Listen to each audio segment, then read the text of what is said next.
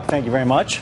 Well, for more on the legal ramifications for people selling recalled vehicles, we're joined by Fox News senior judicial analyst, Judge Andrew Napolitano. What do you make of this, Judge? I mean, there's no, especially for the consumers, there's no truth in advertising, I guess you could say. GM has enormous market power with its dealers. And GM could very well insert into the franchise agreement, you cannot sell a used GM car without informing the potential buyer of A, B, C, D, and E. It has chosen not to do so. And not to pick on GM, none of the manufacturers do that. The rule of thumb is this. Obviously, a brand new car, you have to, from a dealer, you got to reveal everything.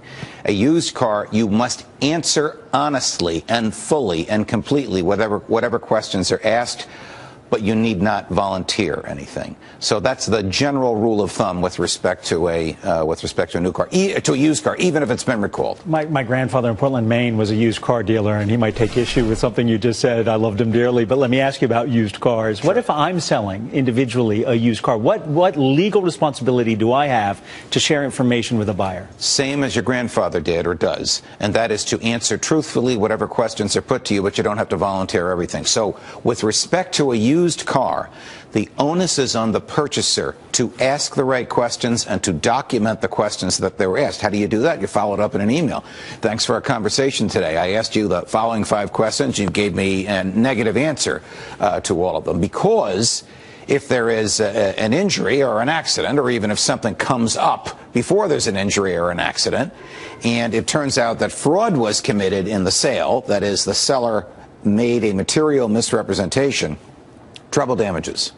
3 times the damages, and the seller, if the seller has assets, will have to pay. You know, the hardest part about this is trying to look forward to these lawsuits. I mean, we know that they're coming. There's already class action discussions happening even in Canada against GM. Right. But how does this part of the story that Jeff uncovered with these used cars being sold, how does that play into the liability that could be GM? I don't think a federal judge would certify a class of used car purchasers against General Motors, because General Motors does not reach into the used car business and have control over it. It could, since most of the sellers of used GM cars are also new car dealers that GM has strong control over, but it hasn't done so, so I don't think it would be on the Adam's point earlier today, we were talking about this, and he said, you know, go after the deep pockets. Absolutely. Was his point, yeah. Absolutely. But still, there's almost always, except perhaps if you sell a car to me or I sell a car to you, which is just an occasional sale. Neither of us is in the business of doing it.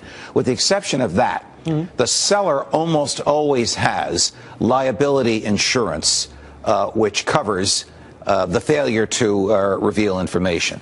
But some of those policies will have exceptions in them for fraud. Let me, real world experience. I just sold a car. It's a used car. Sold it to a guy out of Atlanta. And I don't know of any problems with the car. What if he comes at me and says, hey, there was a fraud. Can I plead? I didn't know about this. It's not my liability. Did he ask you about it? No.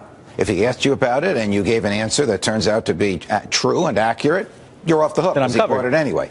This wouldn't happen with you, but if he asked you about it and you gave him a materially misleading answer, and his ignorance based on your answer caused his injury, then you're on the hook. Anybody who knows me knows I'm obsessive about taking care of cars. So the car was in good shape. I will attest to that. We all know that. Your friend in Atlanta is lucky. He's driving. He got a good deal. Okay. Well, Judge, thank you for this. I mean, you were with the Business Network as we were going through everything with Toyota, so you're going to be a big voice on GM now. Happy to do it. Thank you, Judge. You're welcome.